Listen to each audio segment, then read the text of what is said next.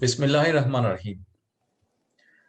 আজকের অনুষ্ঠানের সম্মানিত সভাপতি, স্থায়ী কমিটির সম্মানিত সদস্যবৃন্দ, জুম এবং যোগাযোগ মাধ্যমে কানেক্টেড বিভিন্ন পর্যায়ের নেতৃবৃন্দ, সামাজিক মাধ্যমে কানেক্টেড দেশ এবং বিদেশ থেকে উপস্থিত বা কানেক্টেড ভাই ও বোনেরা, আসসালামু আলাইকুম। আজ বাংলাদেশের 50তম বিজয় দিবস। প্রথমেই আমি এই বিজয় দিবস উপলক্ষে বাংলাদেশের সমগ্র মানুষ, বিশেষ করে আজকে যারা সরাসরি সংযুক্ত আছেন, সকলকে আন্তরিক শুভেচ্ছা জানাই। বিজয় দিবসের মাস ডিসেম্বর মাস। এই মাসটা আমাদের জীবনে অত্যন্ত গৌরবের। এই মাস আমাদের বিজয়ের মাস। আজ থেকে শুরু হলো বিজয়ের সুবর্ণ জয়ন্তীর ক্ষণ গণনা।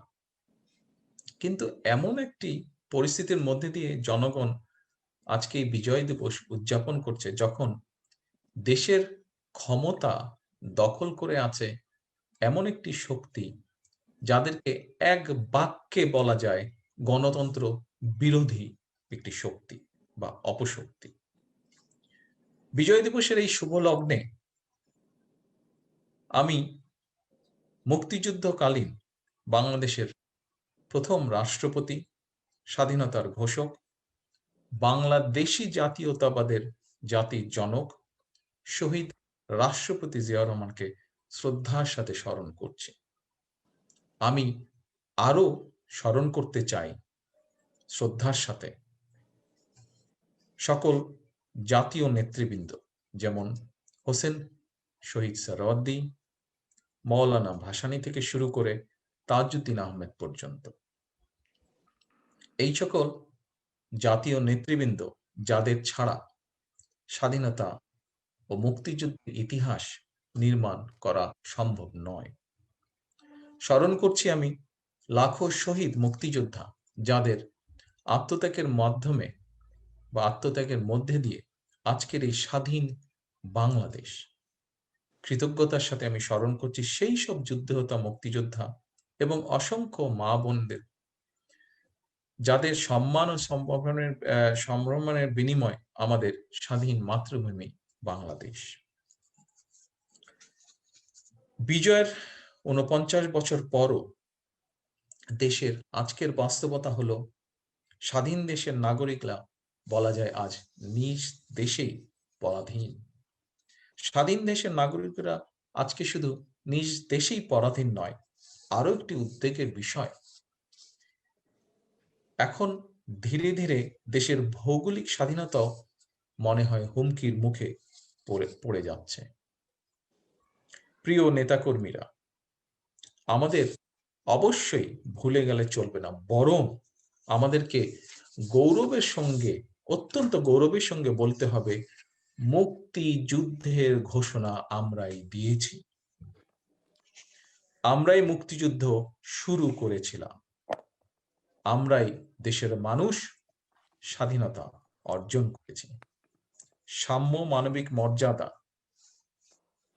ন্যায় বিচার, এই মূল মন্ত্রে আমরা বাংলাদেশ স্বাধীন করেছিলাম। আর স্বাধীন বাংলাদেশের 50 বছরের গোড়তরায় দাঁড়িয়ে এখন স্বাধীনতাকামী জনগণ আন্দোলন করছে মাতৃভূমির স্বাধীনতা রক্ষার জন্য, মানুষের ভোটাধিকার প্রতিষ্ঠার জন্য, আইনের শাসন ও ন্যায় বিচার প্রতিষ্ঠার জন্য, মানবিক মর্যাদা প্রতিষ্ঠার জন্য। সাম্য, মানবিক মর্যাদা, ন্যায় বিচার, মুক্তিযুদ্ধের এই 3 মূল মন্ত্রর একটিও কি আজ বাংলাদেশে অবশিষ্ট আছে? এখন যারা রাষ্ট্রীয় ক্ষমতা জোর করে দখল করে রয়েছে, স্বাধীনতোত্তর বাংলাদেশে তো তারাই ক্ষমতায় ছিল। শুরু থেকেই কিন্তু এরা বাংলাদেশকে নিজেদের ভোগ দখলীয় সম্পত্তি হিসেবে ব্যবহার করেছে।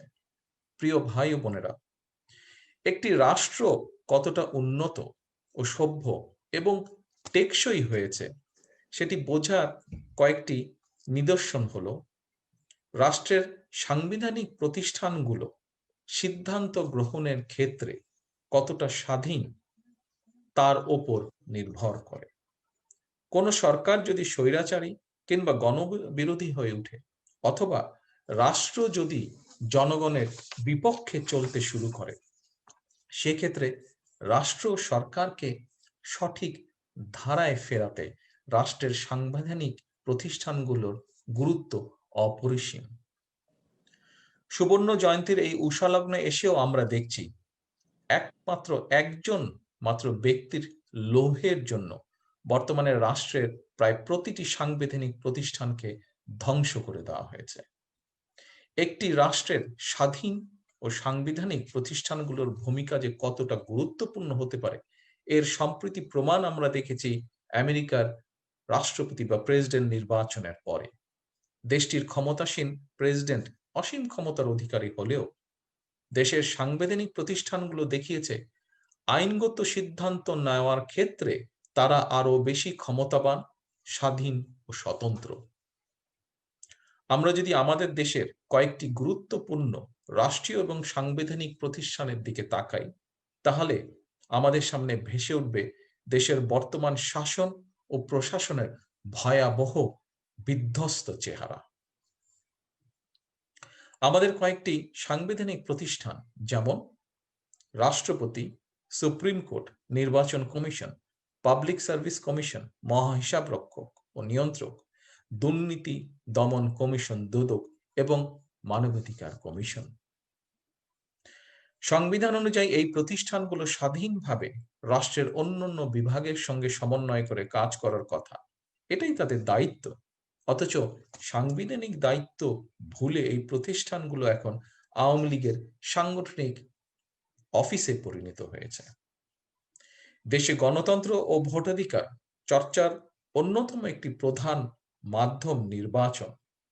নির্বাচন ছাড়া ভোটাধিকার চর্চার সুযোগ নেই। নির্বাচন অনুষ্ঠানের দায়িত্ব স্বাধীন নির্বাচন কমিশনের। বিচার বিভাগের মতন নির্বাচন কমিশনও একটি স্বাধীন সাংবিধানিক প্রতিষ্ঠান। এটি নিয়মের কথা অবশ্যই।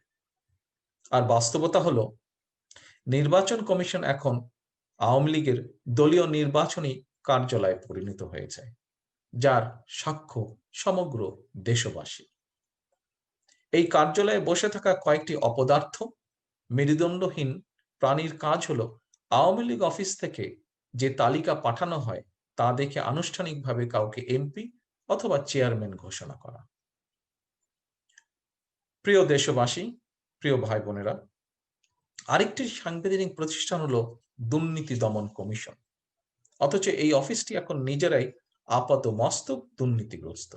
গত এক দশকে দেশ থেকে 9 লক্ষ কোটি টাকা পাচার হয়েছে। ক্ষমতাসীন দলের টাকা পাচারকারীরা কানাডায় বেগম পাড়া গড়ে তুলেছে। সোনালী ব্যাংক থেকে হলমার্ক কেলেঙ্কারির মাধ্যমে 3600 কোটি টাকা লোপাট হয়েছে। বাংলাদেশ ব্যাংকের রিজার্ভ ফান্ড থেকে লোপাট হয়েছে হাজারো কোটি টাকা। এক একটি মেগা প্রকল্প মানেই মেগা দুর্নীতি। এসব ক্ষেত্রে কি দুদকের ভূমিকা কি? রাষ্ট্রীয় প্রতিষ্ঠান এবং জনগণের মর্যাদা অধিকার রক্ষায় দেশের সবচেয়ে আরেকটি গুরুত্বপূর্ণ বিভাগ হচ্ছে আইন বিভাগ। অথচ আইন বিভাগ এখন খোদ নিজেরাই নিজেদের স্বাধীন অস্তিত্ব ও মর্যাদার কথা ভুলে গিয়ে পরিণত হয়েছে আইন মন্ত্রণালয়ের অধীনস্থ একটি বিভাগে। যে কোনো দল ও মতের মানুষ বিপদগ্রস্ত কিংবা ক্ষতিগ্রস্ত হলে আদালতের দ্বারস্থ হয়।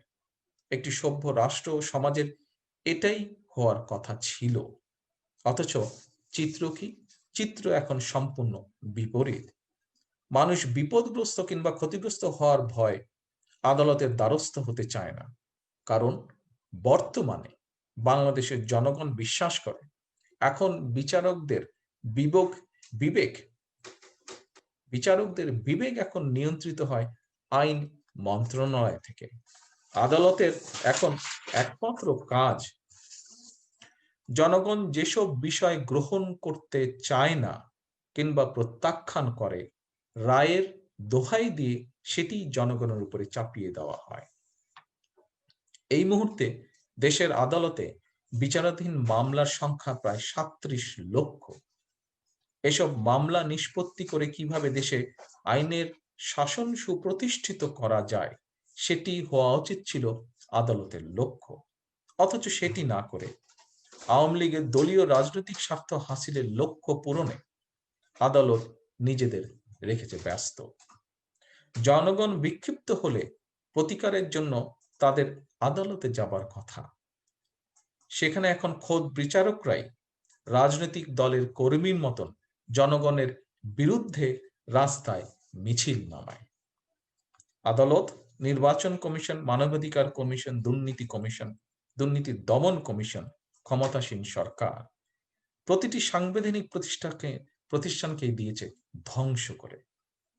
দেশকে তারা পরিণত করেছে একটি অকার্যকর রাষ্ট্রে।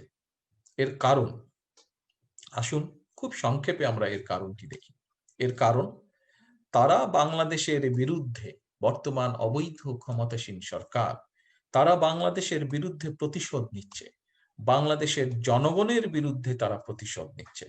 কিন্তু কেন এই প্রতিশোধ? কারণ আমার আগে যারা বক্তব্য রেখেছেন প্রত্যেকের কথায় সেই কারণটি ফুটে উঠেছে। কারণ সদ্য স্বাধীন বাংলাদেশের দায়িত্ব নিয়ে আওয়ামী লীগ দেশ পরিচালনায় ব্যর্থ নয়, সম্পূর্ণভাবে হয়েছিল ব্যর্থ। আর পরবর্তীতে আমরা দেখেছি বিএনপি হয়েছিল সফল। স্বাধীনতা উত্তর বাংলাদেশে একদলীয় কুখ্যাত বাকশাল চাপিয়ে দেওয়া হয়েছিল। নিষিদ্ধ ঘোষণা করা হয়েছিল আওয়ামী লীগ সহ সবগুলো রাজনৈতিক দল। জিয়া রহমান সবগুলো রাজনৈতিক দলের উপর থেকে নিষেধাজ্ঞা প্রত্যাহার করে নিয়েছিলেন, সবাইকে দিয়েছিলেন রাজনীতি করার সুযোগ। স্বাধীনতোত্তর বাংলাদেশে জোর করে সবাইকে বাঙালি বানাতে গিয়ে অন্য ভাষা ও গোষ্ঠীর মানুষের মনে অবিশ্বাস ও বিরোধের জন্ম দেওয়া হয়েছিল। বিপরীতে আমরা দেখি স্বাধীন বাংলাদেশে প্রতিটি নাগরিকের সমমর্যাদা প্রতিষ্ঠায় শহীদ জিয়া দিয়েছিলেন বাংলাদেশী জাতীয়তাবাদের দর্শন। স্বাধীনতা উত্তর বাংলাদেশের সেনাবাহিনীকে দুর্বল করতে প্যারালাল রক্ষী বাহিনীর জন্ম দেওয়া হয়েছিল। কিন্তু বিপরীতে আমরা দেখি শহীদ জিয়া সেনাবাহিনীকে একটি সম্পূর্ণ পেশাদার এবং শক্তিশালী প্রতিষ্ঠান হিসাবে গড়ে তুলেছিলেন। স্বাধীনতা উত্তর বাংলাদেশে ক্ষমতার ভাগ বাটোয়া নিয়ে দেশে খুন ও সন্ত্রাসের রাজত্ব কায়েম হয়। বিপরীতে আমরা দেখি শহীদ জিয়ার শাসনামলে বলা যায় খুন সন্ত্রাস প্রায় বন্ধ হয়ে নির্মূল হয়ে যায়। কারণ স্বাধীনতার ঘোষকের শাসনামলে মানুষ স্বাধীনতার প্রকৃত সুফল পেতে শুরু করে। মানুষ ধীরে ধীরে বুঝতে শুরু করে শাসক এবং সেবকের মধ্যে পার্থক্য। এখানেই জিয়াউর রহমান অনন্য, এখানেই বিএনপির সাফল্য। স্বাধীনতা উত্তর বাংলাদেশে ক্ষমতাসীনদের দুর্নীতি, ব্যাংক ডাকাতি এবং বেপরোয়া লুটপাটে বিশ্বে বাংলাদেশ পরিচিত পেয়েছিল তলাবিহীন ঝুড়ি হিসাবে। জিয়াউর রহমান বাংলাদেশকে তলাবিহীন ঝুড়ির কলঙ্ক থেকে বের করে আনেন। জিয়াউর রহমানের সময় বাংলাদেশ বিশ্বে পরিচিতি পায় একটি আধুনিক ও কল্যাণকর রাষ্ট্র হিসাবে। প্রিয় দেশবাসী, প্রিয় ভাই ও বোনেরা, ষড়যন্ত্রের পথ ধরে 96 সালে আওয়ামী লীগ আরো এক দফা ক্ষমতায় আসে। এরপর বাংলাদেশকে বিশ্বে প্রথমবারের মতন দুর্নীতিতে চ্যাম্পিয়ন বানিয়ে 2001 সালে ক্ষমতা থেকে বিদায় নেয়।